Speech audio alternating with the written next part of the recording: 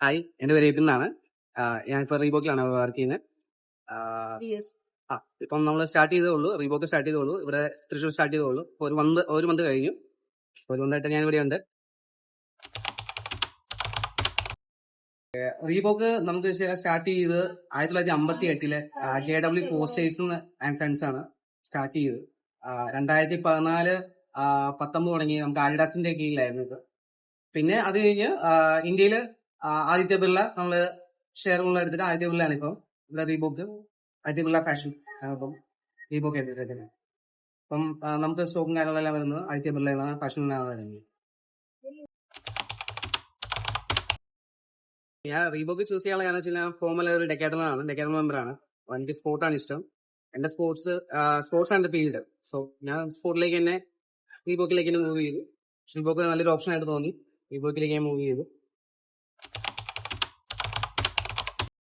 Compare to other stores നോക്കുകയാണെങ്കിൽ നമുക്ക് ഷൂസിന്റെ price range ആണ് സ്റ്റാർട്ടിങ് ഒരു 40 ഞാൻ സ്റ്റാർട്ടിങ് ആയിരുന്നു.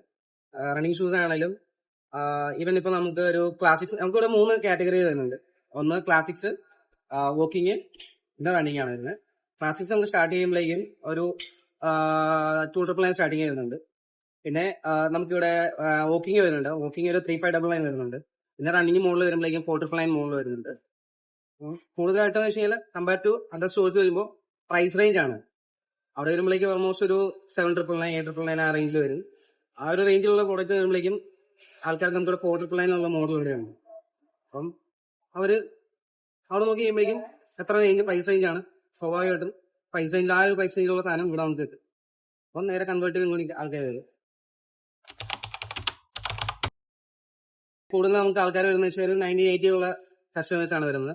കാരണം അന്നത്തെ റീബോക്ക് എന്ന് വെച്ച് കഴിഞ്ഞാൽ ഫസ്റ്റ് ഒരു ഷൂസ് ഈവൻ എവിടെയാ ഗൾഫിൽ നിന്നൊക്കെ ഒരാൾ നമ്മൾ വരുവാണെങ്കിൽ തന്നെ റീബോക്കിന്റെ ഷൂസ് ആയിരുന്നു അവർ കൊണ്ടുകൊണ്ടിരുന്നത്. അപ്പം ഇന്നത്തെ ഒരു ബ്രാൻഡിങ് എന്ന് വെച്ച് കഴിഞ്ഞാൽ അതായിരുന്നു റീബോക്ക്.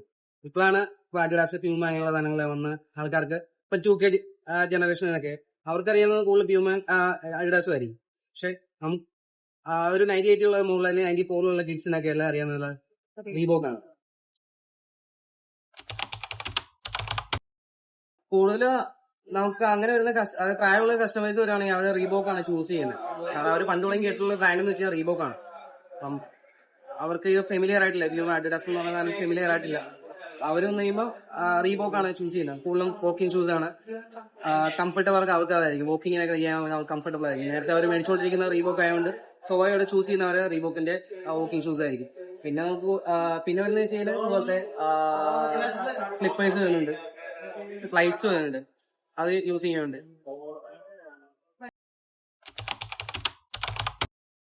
ബ്രാൻഡ് ഐക്കൺ തന്നെ യൂത്തിനെ പ്രതികരിച്ചുള്ള ആളാണ് സ്കൈ, സൂര്യകുമാർ യാദവ്. പാരലാണ് നമുക്ക് ഉപയോഗിക്കാനായിട്ട് ജിം യൂസിനൊക്കെ ആകുമ്പോഴേക്കും നമുക്കിവിടെ പെർഫോമൻസ് ആയിട്ടുള്ള മോഡൽസ് ഉണ്ട്. പെർഫോമൻസ് ടീഷർട്ട്സ് ഒക്കെ ആണേലുണ്ട്. പെർഫോമൻസ് ടീഷർട്ട് ഇതുപോലെ തന്നെ ട്രാക്ക് പാൻസ് വരുന്നുണ്ട്. അപ്പൊ കൂടുതലും ഫിറ്റ്നസിന് വേണ്ടിയുള്ളവർക്ക് കൂടുതൽ കളക്റ്റീവ് ആയിട്ടുള്ള സാധനങ്ങൾ നമുക്ക് കുറെ ഉണ്ട്. അതുപോലെ ഷൂസിന്റെ കാര്യങ്ങളാണ്. ഇപ്പൊ റണ്ണിങ്ങിന് ഉപയോഗിക്കുകയാണെങ്കിൽ റണ്ണിങ്ങിനുള്ള ഷൂസുകൾ അവൈലബിൾ ആണ്. നമുക്ക് ട്രെഡ്മിൽ യൂസിനുള്ളതുണ്ട്, വോക്കിംഗ് യൂസിനുള്ള പർപ്പസിനുള്ളതുണ്ട്.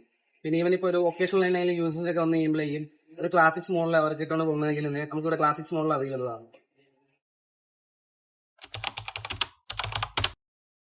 മെയിനായിട്ട് കസ്റ്റമേഴ്സ് വരാന്ന് വെച്ച് കഴിഞ്ഞാല് അവര് ഷൂസ് എടുക്കാൻ വന്നതിന് തന്നെ ഇപ്പൊ അവര് പറയുന്നതെന്ന് വെച്ച് കഴിഞ്ഞാല് ഞാനൊരു 5 വർഷമായിട്ട് ഒരു ഷൂസ് എടുത്തിട്ടും ഇത് പോയിട്ടില്ല എന്നാണ് അവർ പറയുന്നത്.